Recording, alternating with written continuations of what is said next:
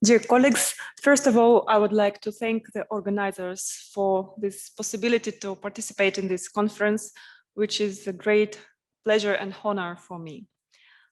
I will speak about one of the beautiful monuments in the Balkans, which is a little fresco in Strumica.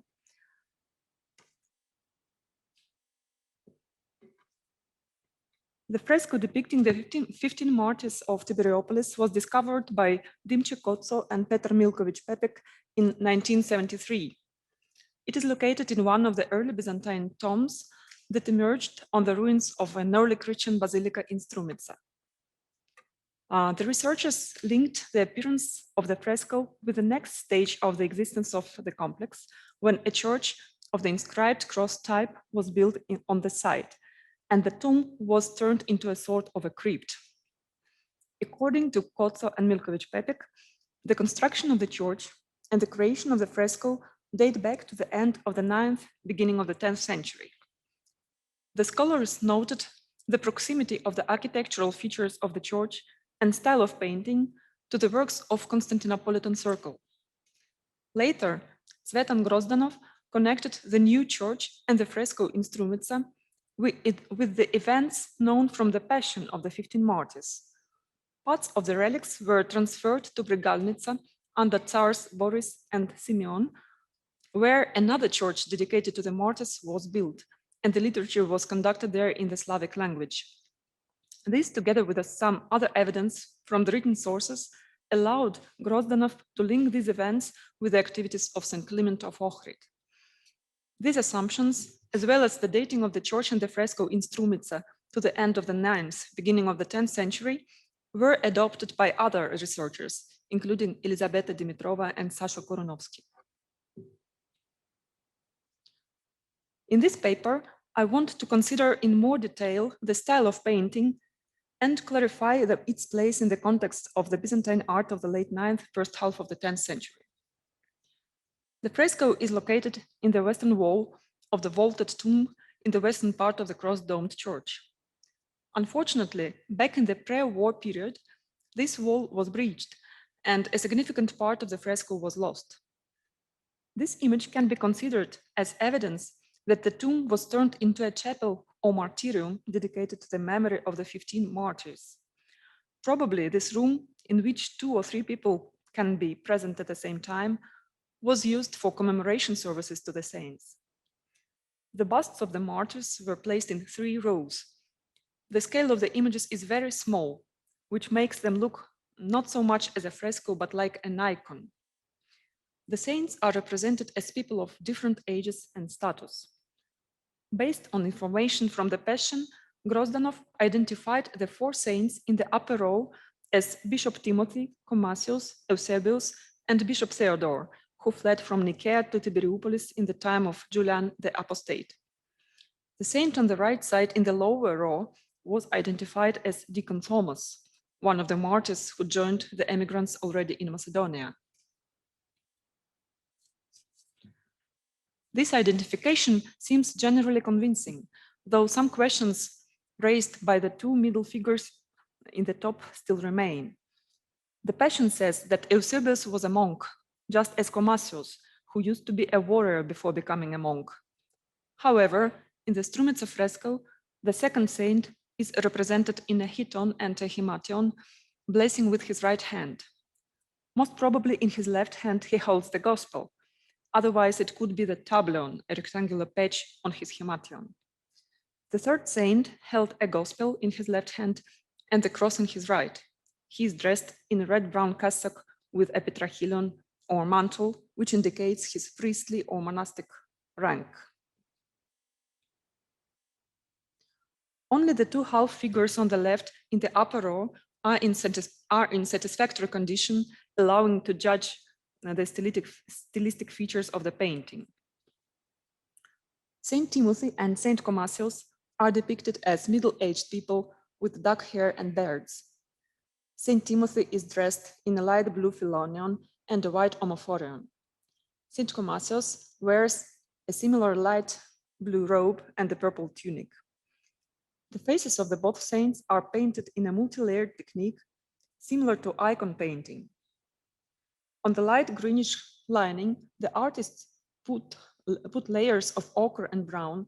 White strokes highlight the brow arches, cheeks, nose, and chin. The shadows around the eyes and nose are slightly enhanced by a denser greenish ochre tone. The features of Commassio's face, outlined in brown, are determined and firm, whereas the face of Saint Timothy looks softer. This gives an individual character to each image. The better preserved image of Saint Commassios is characterized by expressive arched eyebrows. They are thick and seem to be slightly frowned, which gives him a more severe, masculine look. Saint Timothy's eyebrows are almost straight, which together with his averted gaze adds him a pensive expression. The clear watercolor palette and lightweight painting style, the liveliness of lines and the ability to create different accents in the psychological characteristics of images, all these features add up to a harmonious style that reveals the hand of a good master. These features correspond to the main trends of Byzantine art of the late 9th, first half of the 10th century. Researchers have noted that the style of the fresco in Strumica resembles the Constantinople illustrated manuscripts of the late 9th century, such as the Paris Gregory and Vatican Cosmas Dicopleustos. The Constantinopolitan art of that time was the initial stage of the Macedonian Renaissance, the period when the classical style based on imitation of ancient models was formed. In the miniatures of these manuscripts, the desire for a more lifelike image is embodied in complex compositional structures with architectural and landscape backgrounds in which the characters dynamically act. The figures are shown in a variety of movements. The plastic modeling reveals the voluminosity of forms. However, only a few images in these manuscripts can be compared with the Strumica fresco. They reveal only the most general similarity of face types and the principles of multi-layered pictorial modeling of the form, which will remain in the miniatures of the following decades. From the monumental painting of the late 9th century in Constantinople, only the mosaics in the tympana of Hagia Sophia have been preserved. Kotso and Milkovic Pepek cited them as the analogy to the Strumica fresco. In these mosaics, the classical style becomes more monumental and powerful. The majestic figures of the saints are outlined with lines and rays of white light. The faces with large features also have clear contours and frozen, detached expression, full of significance and inner concentration. None of this reminds us of the tremulous and inspired painting style of the artist who painted the images in Strumica. The Strumica fresco is not similar to the late 9th century mosaics in Saint Sophia of Thessaloniki either. The style of these mosaics is generally dominated by the abstract principle. The figures of angels and apostles clad in shining white robes are depicted schematically. Their angular movements and halted poses acquire an exaggerated, unnatural character. The line almost completely replaces the plastic modeling of volume, and geometricized spots of light displace the color. Blue, greenish, maroon clothes become almost entirely white. The faces with enlarged, wide open eyes and rough features bring sharper, non-classical expressiveness. The central images of the Mother of God and Blessing Christ have an emphatically hieratic character. It is this non-classical, linear principle that prevails in the end of the 9th, first half of the 10th century in provincial monumental painting. Such are the numerous and highly varied frescoes of cave churches in Cappadocia, as well as the few fragmentary frescoes in the Balkans, including frescoes in the churches of Castoria, Saint Stephen, and Taxarchs. In my view, the Strumica fresco does not reveal any points of contact with any of these ensembles. On the other hand, in the first half of the 10th century, the Constantinople style of painting further develops classical trends. A peculiar combination of different styles is represented by the mosaic in the narthex of Hagia Sophia. The mosaic represents the enthroned Christ the images of Mother of God and the angel in medallions, and the kneeling emperor, who is identified as Leo VI. In the figure of the emperor, the graphic interpretation verges on perfect schematism, and the expression of the character reaches the grotesque. In other images, however, the mosaicist resorted to a softer and more harmonious style.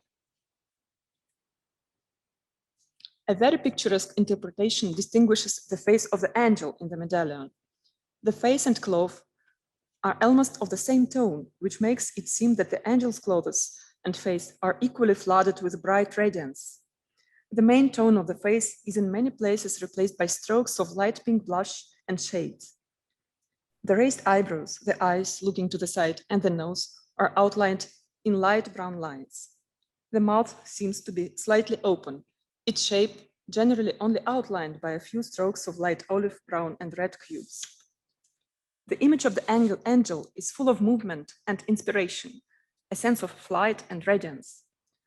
Such a free, almost impressionistic painting style will become quite widespread in the metropolitan art of the first half of the 10th century. It was this variant of metropolitan style, in our opinion, that guided the author of Strumica fresco. This is indicated by the comparison of the image of Saint Timothy and the mosaic with the angel. Of course, the difference in technique, scale, and quality makes such a comparison conditional.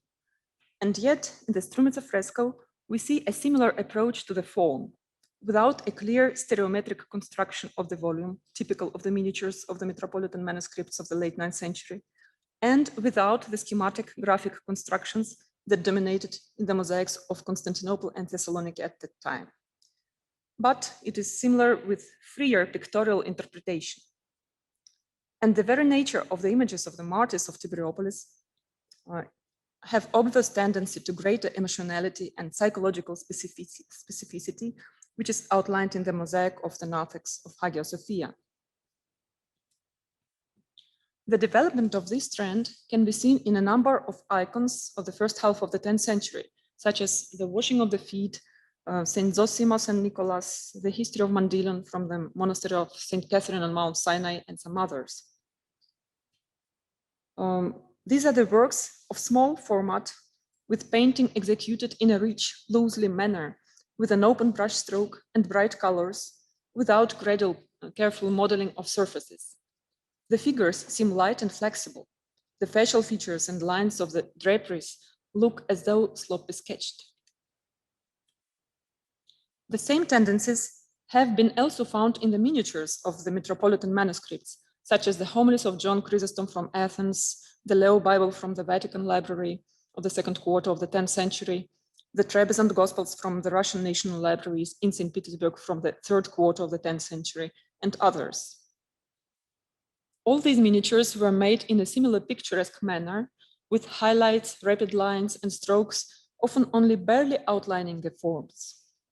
The radiant light colors, the absence of gradual modeling or solid lines, and the vibrant picturesque surface give these works airness and inspiration.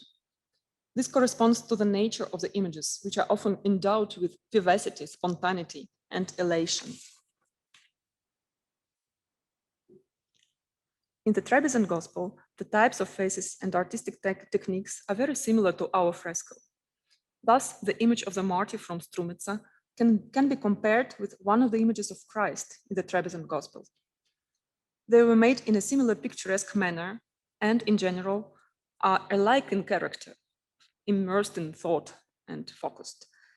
Individual features are also similar: high-arched, thick eyebrows, the soft, full mouth with wide notch above the upper lip, wide-set, slightly asymmetrical eyes that look away. Some other images from the Trebizond Gospel, painted in a similar sketchy style, with expressive lines and strokes that sharpen the spontaneity of emotions conveyed through facial expressions, also can be compared with Strumica Martyrs.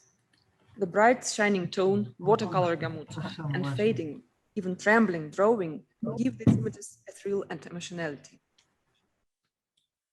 Thus, to conclude, The stylistic analysis of the fresco of the 15 Martyrs in Tiberiopolis, or Strumica, has confirmed the opinions expressed earlier that the artist who created this fresco was inspired by the metropolitan models.